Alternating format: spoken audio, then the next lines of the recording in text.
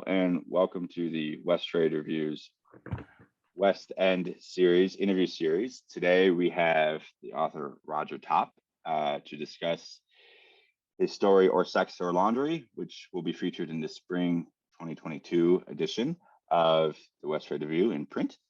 And hello, Roger. Thank you for joining me. Hey, Dan. So I think there are so many different ways that we could go with this incredible story, and I think so many different avenues. But maybe to start off with, just do you want to speak a little bit to kind of how you got into writing? And I know your background is an interesting one, and kind of how your practice evolved and how you maybe got to the place where you are now a little bit in the writing world. Yeah, I'd be happy to. I was one of those who started writing from a very young age, whatever a young age is, 10, 14, and was always sort of not discouraged so much as encouraged to do other things. And so went to college for engineering, left college with a meteorology degree. Somewhere in the middle there, was discouraged to go to the English department. Then I went to grad school in oceanography up here in Alaska, and decided after 3 years that I was not going to really be a scientist and get a PhD. Not that because I didn't enjoy science, I couldn't see myself just doing a particular science. So I left there with a master's and went into an MFA program. I was very fortunate to also get into an MFA program here at the University of Alaska Fairbanks. And that was a long time ago now. For the last 22 years, I've been at the University of Alaska Museum of the North. I was hired as a science writer right out of the MFA program. And so I've sort of been a full-time working museum educator, exhibitor for a couple decades. And so I'm very glad I snuck that MFA in there and got that kind of basis as 3 years of intensive drinking and writing, as it was then. And ever since then, the writing has sort of found its way in. It's been able to use the oceanography and the museum work, and I've definitely many years of finding ways to spend my day writing as well as doing the day job, which is an all-encompassing day job. That's fantastic. And you mentioned the writing, obviously, kind of seeping into your day job is, and one thing that brings up, you mentioned oceanography and meteorology, so these different sciences, which so is there a way, I'm sure there is, but maybe you could speak on a little bit how the inverse, so maybe how your scientific background and obviously your scientific elements of your profession maybe seek into the writing a little bit, is that and I'm sure there are myriad ways that could happen, but is there any of that element as well? Yeah. This particular story, I'm sure we'll get to this particular story. I don't think there's much crossover there,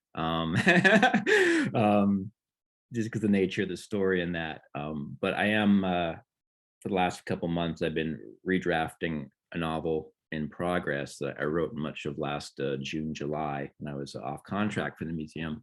And that's probably the first time I'm really looking at both the oceanography, the at-sea time. I've been fortunate enough to spend many weeks and months at sea over the years, even after I left oceanography, and also my time in museums, and kind of using that to create a story that benefits from those from what I know. And so that's really big, and that's really been on my mind a lot this last year. And I'm taking some breaks from it for the next few months, and I was hoping to get this next redraft out so I can kind of set it aside. And I'm definitely one of those people who writes a lot on something and then leaves it for months or years, as the case may be. Not because I'm not interested, because I feel that sometimes it's just great to move on to something else and then come back to this with fresh eyes down the road. So it's a very maybe that's part of science, actually, is this idea of keeping a lot of research, a lot of ideas in the fire, not trying to solve anything right away, but letting them gestate over long periods of time, being patient with the ideas. So maybe that's if I have a scientific bent. I'm not sure I have a scientific bent, but well, certainly that kind of project management, which is a major part of the day job, and just kind of Okay. managing dozens of different projects at one time, and being comfortable on touching on them and coming back again and again, rather than really focusing it, for a long period of time. Well, that totally makes sense, and I think, and maybe also, so there's that element to it, and maybe also you mentioned it very briefly, but so research too, and so yeah, so does that help you as well? Because always that can depend on the project for creative writing, but usually I think, and maybe if you, certainly I didn't know before I kind of got serious about writing, is how much research there can be involved in in different types of creative work. So perhaps that is also an element too of kind of how the scientific background helps, maybe.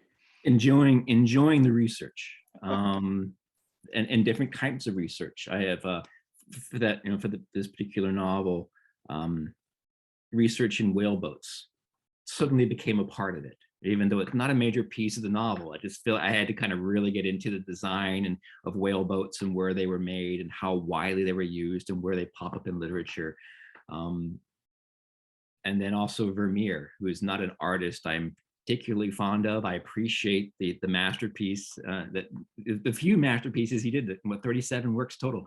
But studying him, just because his name popped out of the blue when I was working on the book, and it's just like, it's not about Vermeer. It's just the name fit in a certain way, and so I had to learn more about this artist, and that was just sort of that's a wonderful thing, I think.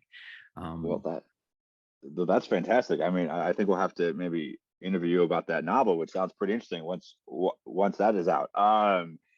So I mean, that's fantastic, and I do think that's such an interesting. Both of what you said there is such an interesting thing to keep in mind. It can be hard to keep in mind. Both the stepping away from something doesn't necessarily mean it's made in defeat or anything like that, but just you're stepping away to kind of let it gestate almost, and then obviously the research, enjoying the research. I like that. I try to keep that in mind myself. So can we, as we maybe kind of, I guess we're getting closer to the gravitational pull of the story here. Do you maybe want to talk a little bit about your kind of practice, in writing, and maybe kind of maybe your daily practice, or are you a big drafter, or maybe this story particularly, or just in general, or however you want to kind of take that? Yeah. I think the most interesting about my writing practice is that I'm a night owl. So I'm not in bed before 11:30, 12 o'clock any night. I just can't shut down until I shut down, and then I sleep like a log, and I'm good, and that's how it always was. And I thought that meant that I should write at night. But that is not the case. And I discovered this only about 4 or 5 years ago, that no, actually getting up at 6 in the morning and writing is the thing to do. And so I tried it at least 6 days a week, getting up between 6:30, and before 9 o'clock, I put in 2 or 3 hours at the desk, 6 days a week. So before I go to the museum, and that really works for me. I've kicked my younger self, for never figuring that out. And the night hour business is that's fun. That's relaxation. You do other things. But I'm useless writing in the evening as much as I'm a night owl. But the mornings are fantastic. And my preferred way of doing it is to leave the house at 6 and find a coffee shop somewhere, and just kind of sit in a corner where I'm not near my computers, not near the emails. Of course, they follow you on the phone, but and just get away, and just sit in that kind of environment, and at that hour in the morning. And these places aren't tremendously busy as here anyway. I've done this in many cities, and sure, some cities are packed at 6:30 in the morning. But just sit there with the light traffic coming through, and that bit of noise, whatever soundtrack the baristas are putting on the stereo. It's random, right? It's whatever they picked. And so you kind of get this sort of these little influences that come through. And then in writing, I usually not an agenda for the morning.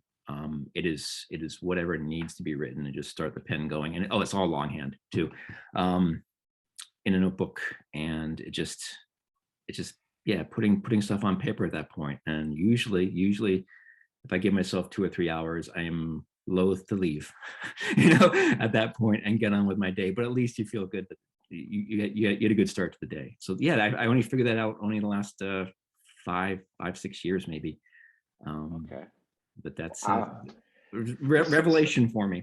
That is, well, that's an interesting, the longhand, of course, and then, but then also I think the writing kind of in public, so to speak, or so you're able to find that, and of course, as you said, it's not terribly trafficked, but you're able to find that the it's not distracting, but it's almost more of like an inspirational, or at least some sort of maybe a bit of a fuel, or kind of a new wrinkles that can kind of come through or something, as opposed Yeah, to it's being. important that it's subtle influence, it's not big noise. It's just those light touches. Sometimes it's someone moves through with a certain dress or a certain size coat, as you get here in Fairbanks in the winter. And sometimes it's just something that comes across the soundtrack that inspires you, and you're fired for your Shazam and try to figure out what song that was to play again later. And it's just tiny things like that mean a lot, and they get the brain moving away from that space much easier than the last couple of years. I spent a lot more time at home writing in the morning than I'd like to, but yeah, it's just really, yeah, it was a revelation for me. That's so Finding down. Yeah, no, just how long it took to find a method and a technique, which it feels like, yeah, this is the way for the rest of my life. There's just no other way I would want to do it. that's wow. That is great. So now, my one question I come to, well, I actually maybe two off that. Um, so you say this revelation. Was there? How did that kind of come about? I'm so interested. You say it was fairly recently for you. So after, or at least after a long time of writing, maybe other ways, one would assume. So how did that happen? Did it just like kind of happenstance, or? Travel. It Okay. and it actually relates to this story. We weren't planning this, but it's going to relate to this story. You're going to love Perfect. that. But yeah, no, traveling and spending time at conferences. Traveling for work for me has meant be able to go to other countries and see museums and meet people at these museums, and oftentimes it means going out someplace and having breakfast in a cafe and starting early in the day, and just spending. And Fairbanks, none of the cafes open here until 7. So getting up at 6, I kind of get there at 7 and that. But in most cities, they seem to open a lot earlier, which is wonderful because I would be there as early as I can. And yeah, just having that experience of going into these, just finding the local cafe, coffee shop, wherever I can sit. And also, yeah, sometimes it's in the evening too when you're traveling, of course, and finding a local pub or something that you can sit in the corner and right then as well. But yeah, just sort of being trapped places with notebook and pen, with extra hours to just kind of sit and think and write. And that's sort of like, I do this at home. Yeah, exactly. That's great. And so my last question on that, and then we can move to the story itself, is, do you now, there in Fairbanks at home, do you have kind of regular spots? Do people know, here comes Roger with his, so Oh they yeah. have it all ready for you? Okay, Oh yeah. that's great. Oh yeah. And That's as great. soon as I think I have a thing that I like to drink in the morning, I change it. You know how I do. Okay, Yeah, no, we have several wonderful coffee shops that I can hit at any given morning. I have my favorites. that's great. That's You get in a fantastic. routine, but yeah. Yeah. Okay. Yeah. So then, yeah, as you mentioned, we can maybe kind of move into the story, or Sex or Laundry, which is a great title, and it's a great story. And kind of, I guess, off the last, I guess the question before last, kind of, but do you maybe just kind of want to talk about the kind of the origin, the genesis, the germination of this pretty wild, I think, of story in a way. There's so much going on. Yeah. Yeah, even before the story in particular, just carry on with that coffee shop bit. The origin of the story happened because I was in cafe. It wasn't necessarily the morning. I think it was the evening in this case. I was in Anchorage for a couple tournaments. I'm a sports fencer as well as I play a lot of badminton. And I was in Anchorage for a long weekend, and I was there to play 2 tournaments, one in badminton, one in fencing. And so again, I was there alone, and I had a lot of times around the events, which are mostly in the middle of the day. And I found myself in a coffee shop called the Black Cup there, and sort of right in the middle of Anchorage. And in the evening, and I just got this idea for a collection of stories, actually, of which this is one of those. I think only 3 are done enough. 2 of the 2 are on the market right now, and the rest are still outline and drafts after years, actually. And that's sort of how it goes. But I had this idea for a collection, and I outlined half of them, about 13 of them, and I outlined half of them right then and there. This was one of them that happened early, and the entire collection was simply around this idea of a community in collapse, that it was collapsing through neglect. Um, and that each of the stories very different, entirely different characters and casts, but all sort of in the same community, this same idea. And I think the genesis, the whole genesis, and this is interesting. I've tried to do some research on this, and I haven't found any answers because I won't ask the right people. But I was in a cafe, and it must have been like a week after Halloween. It was November, and I was sitting in the cafe. It was relatively busy. It was definitely the evening, I think, at this point. And there was this noise that came periodically from somewhere in the cafe, and it sounded like a zombie's moan. Now we know that there's no zombie in this story, but it was a zombie's moan. And I was just sitting there trying to figure out where it was coming from. I was thinking, is this leftover Halloween decor? And there was nothing up, and it wasn't synced with the front door opening. And so I assume it's some machine they're using in the coffee shop. And I've asked people at local coffee shops what this might have been, and they can't answer. And of course, I'd never go back to the Black Cup and ask them what that is, because that would just fool the fun. Get rid of it, just destroy the fun of having not knowing. But it was just like just this periodic moan of anguish that would wash across the cafe. And I think that was sort of like the genesis for the idea of the collection. And then once I started thinking about the kind of collapse in that, that's when I started thinking of all these different stories that might touch on that without being, on the nose or anything. And this is certainly one of the early ones in that thought process. That's great. That is definitely it is so funny how that, it's never what I would have guessed. I mean, which would be a weird thing to do anyway, but it's so funny how that can, lead you in certain directions. And that is such an interesting story. I mean, maybe one of our listeners here will have an insight for you, and the kind of the vagaries going on of the coffee I don't shop. want to know. Okay, well then we won't. Hopefully, will let us know on Twitter or anything, if they do know. So okay, great. So then, so maybe this story more specifically. So of course, it's such an interesting piece, and once you say that, as you mentioned, kind of being on the periphery of this idea of a collapsed community. Once you say that, of course, I think it makes a lot of sense. But it's not something maybe that I think initially you're so in the moment with this story. Mm-hmm. And so I can see how there's that connection. So, so yeah, do you want to kind of maybe go a little more in depth into this one and kind of how it came or maybe some of the some of the points in the story, which are, I think, probably pretty well, I say it's pretty clear. That I hope it's clear, not pretty clear. One of the things I found really interesting about the story is of course the circular nature. It finishes where it begins. Even the title, or sex or laundry, is designed to it's a continuation of events. It's this kind of oscillation going on in the story. And I think one of the more difficult things about writing the story is kind of trying to massage that movement in tense. And I know even after West Trade was so good to accept the story, we did some work on trying to make it a little clear, how that time frame was working. And I know I was finding like, oh, that doesn't really work as we were going through that process, which was wonderful. So that kind of circular nature felt really important to me, because it was part of the idea of kind of going through this routine and not changing the routine is a part of the problem that its characters have. And that combined with the two main characters, their vulnerabilities are very different and sort of quite contrary to each other. One character's vulnerability is the lack of roots, right? The movement, the lack of being able to kind of fixate on a home and to call something home.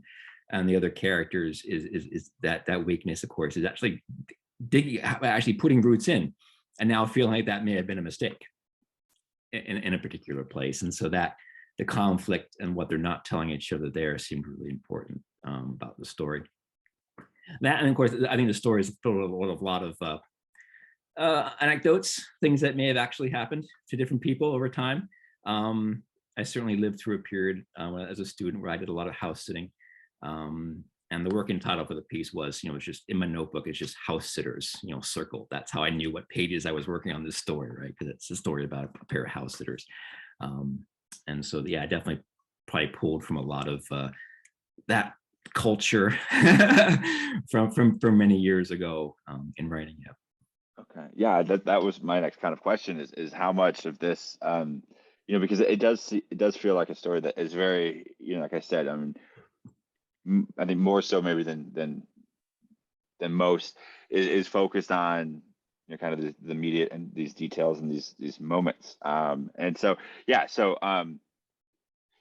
you, as you kind of mentioned, you maybe want to just kind of run with that a little bit more about kind of your own maybe personal history into it and how much you kind of drew from it, or like where, maybe obviously you had this idea for the collection, Mhm. but then with this one specifically, kind of, how that process came, or I was, I think on the surface, of course, I'm very interested in the economic disparity between, the characters and the people who are not on the page, who are gone. And I think, I mean, it's on the page, but I think even what's on the page is speculation on the part of the narrator as to what's really gone on with this family. Um, I think there's some time confusion there, the age of the daughter being one of them, and where the daughter is now being, again, unknown. Um, and I think part of that comes out of, maybe this is a part of my feeling back when I was, spent time house sitting, really was the lack of lack of respect for some of the places and the families you house sat for. And I think part of that's because of the difference in who you are and who they are, and where they are, not just because they're a different class or have more money and houses, and that it's just, they're a different point in their life. And so I think that plays into it as to who you are at different points in your life. And obviously the narrator has changed. He's someone different than he used to be, whereas Kara is not. At least doesn't you don't see that. I mean, I'd have to assume she is not the same person she was many years before, but he doesn't see that change. He doesn't see where the change might be. I have a copy sitting on the desk here, so I keep on panning to the front page of it. Look at the front. Oh yeah, that story. So I think that's, I think touching on that disparity, trying to look for how the lack of respect and respect that the house sitters have for the place, for its use, for its future, is something that the story tries to touch on there. And I think it's all pretty subtle. I don't think I think I tend to write things not necessarily right out. which is Grab you. always I good. think you may have said that once during the editing process. Yeah, yeah, Like, it might have. Well, it's always, the you always, I think one of those things you always hear is more subtly is good, but then sometimes, it's the reverse of that, I think, or the other side of that coin is, it's so hard to, when you're writing something, what you're doing, and you can know what's happening on the page, and what this is an allusion to, or reference to, or what this is trying to invoke, or and so it's so hard, it's so hard to unsee what you already seen, as yourself. And so I think there's that interesting kind of line of balancing mhm. the subtlety. So that's great. That's absolutely, I think that all that is in there, and it's so interesting. How did, in terms of the actual, I guess, logistics or the process of this, was this a piece? It sounds like maybe most of your stuff you work on for a long time, but is this one that, because it is a longer piece, and it's you know at least in my view, it feels somewhat intricate, in how it's constructed. I think with you, like you said, the time differences, and kind of the movement and the circular notion, the circular elements to it.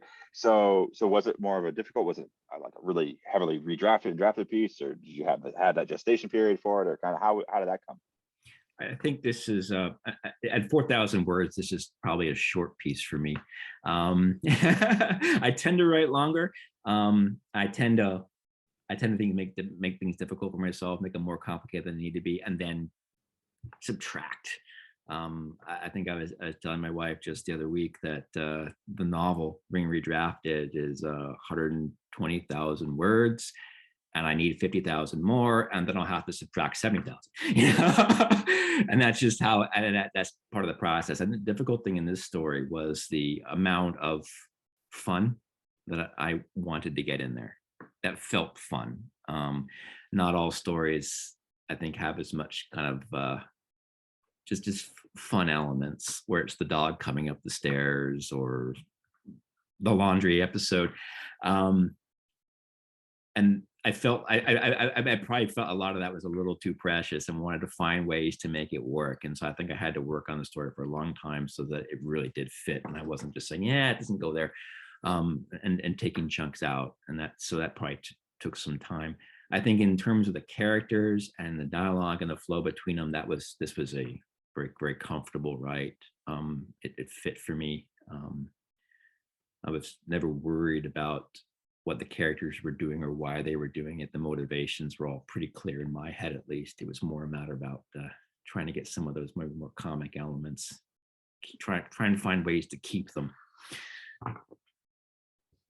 Sure, that makes sense. Yeah, I think that the dog is such an interesting an interesting element. The dog is real. Yeah. Okay. Yeah. So right. Yeah. Do you want to touch on that a little bit? And of course our readers will understand it. You know, who are able to read the piece and everything. But so yeah. So that dog is right. Okay. Yeah, it was a real scene. That was a real thing. I'm sure it didn't happen quite the way I remember it, but I think that's also a part, and that was an interesting part about the story, is that the idea of or sex or laundry is it's an argument in an event and how it happened, and whether things happen the way you keep on saying they happened, or want to remember the way they happened. And I think that's so for me, working with some anecdotes. You know, for example, the cat drinking out of the water glass on the table, for example. Again, that's a real thing at a place I house at. It's a tiny little thing. But I love working with that kind of memory because, I mean, now it's ages ago. And I always question, was the memory right? You know, how much am I rethinking and reloving that weirdness? You know, I think those cats in that house also ate off a cutting board in the kitchen. We actually had to pull out cutting board, you know, with all the knife cuts in it and the butcher block. It pulled out and the cat ate its dinner right on the butcher block. And it was the cat, a pair of English professors actually who owned that house, and they were run by their cats. They, you know, cats own the place. But I'm very conscious of the fact that the memories that I have of those aren't accurate. You know, they've been formed in a way that I like to rethink it. And so I like the idea of these two characters sort of having some kind of argument about memory, and then asking how that matters to each of them. As you go forward. So I write a fair amount of nonfiction as well. In fact, I probably have published more nonfiction than fiction. It's close. And so I'm very, very comfortable writing these things as actual events. And whether something becomes fiction or whether a story, I mean, obviously something that is straight fiction. And sometimes you have these kind of life experiences that you try to, is this a fictional take on it that I need, or is it a non-fictional take? Sometimes a good question as to where and why. And I like it sometimes that the nonfiction is weirder and stranger and maybe even less true than the fiction is. It's hard to explain that without talking about entirely different stories. You know? I had a piece come out this month who was very, very much like that. The entire essay feels like a dream and a fantasy. And to me, it works as an essay, and it's I mean, for all it's true as an essay. It's just how it's written. Right. Yeah. Well, that's interesting because I think there's right, you know, especially in recent years, there's been, you know, this idea of, you know, autofiction and where are these lines that we like to draw, and that's a very interesting that's such an interesting it's always an interesting conversation, I think, and that's interesting what you say about kind of finding that line which, how much does it really even really matter, but maybe how you present things. And Mhm. so do you find that that your nonfiction, and kind of like we talked about earlier with your scientific background, and they kind of, maybe the one hand helps the other a little bit. Does that happen a lot with your nonfiction versus, or in I suppose, in with alongside, as opposed to versus maybe your fiction, in those two practices? Are they, do you find Yeah, yourself I kind of will. fusing a lot? I do sometimes actually find myself. I don't think it's not, of course, that's not always the case, but I sometimes find myself thinking of writing stories in pairs, as sometimes fiction, as sometimes nonfiction.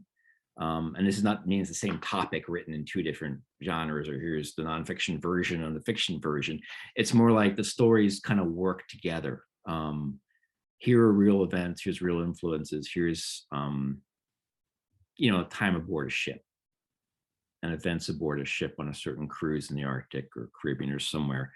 Um, and that's nonfiction. And there's an essay there, there's a point, there's a theme. But then I think, what is a fictional story that also could have taken place in the same setting, in the same place? And then how does that differ? How does it borrow from the real events? What does fiction, it's very crafty, right? It's almost like, oh, let's just experiment with this and see how it becomes fiction and what fiction can bring to it. And I think in some cases I've found some serious crossover. In other cases, of course, just fiction goes where it needs to, same as the essay. But I have a collection of works, most half of which have been published. And I need to query them and see if anyone's interested in the collection. And they're predominantly essays. But right in the middle, I have 4 short stories. And it's hybrid in that respect, right? But I think there's clearly delineated where the short stories are, where the nonfiction is.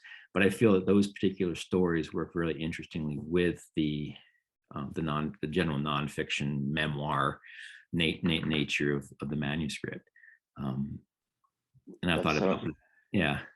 no, that's fantastic. I think that makes me think of, this idea, of, kind of like parallel universes, or multiverse or something, and how, like, these little different things, and perhaps they exist on. So like you're saying, there's the version that really happened to you, maybe, and then there's, what if X, Y, or Z happened differently, and you kind of running with that. So that's such an interesting process, I think, too.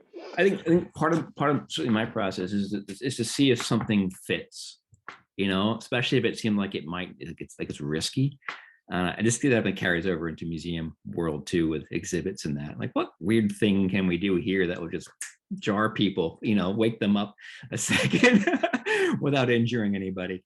But I like that idea. I like the idea of otherwise straight memoir, talking about hardships at sea, suddenly having some bit of fantasy, straight up fantasy, steampunk, something, where suddenly the ships are flying right in the middle of that mix.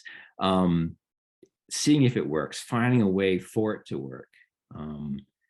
So, and it's not like I feel like you need to shoehorn these things. It's more like, oh, I think that you kind of sense the organic fit, and then you see if it can, how it works. I find the same deal with music, when we sometimes turn off the Spotify and put in the old CD changer, and put 5 discs in there off the shelf at random, and put it on, just randomize 5 discs, and you got the Euro pop popping in there along with the the folk songs and that. So I kind of like that. Just maybe it'll work. If not, we can come back tomorrow. Exactly. Well, there's maybe where the gestation period that you mentioned in the writing, at least, maybe that kind of helps out. You take a step away from it for a while, or however long it is, and then you come back, and you're like, this is great. And sometimes, at least for me, I'm like, what? Who wrote this? But Yeah. what was I thinking there? That's fantastic. And I certainly like to read authors who do this well, who can just kind of take what you think is stayed, and just kind of go off with it, and surprise you. That's fantastic. Yeah, I think that I think you can see so much of maybe, of that. And like I said, for me, it's always those little details that kind of help you ring through with a piece like this. That's fantastic. I think that's maybe a great place for us to land, as it were, to land the plane.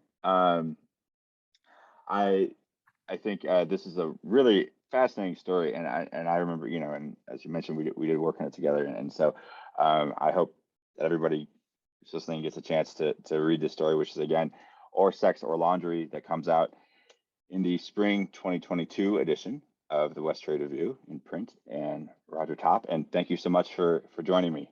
Well, thank you, Dan.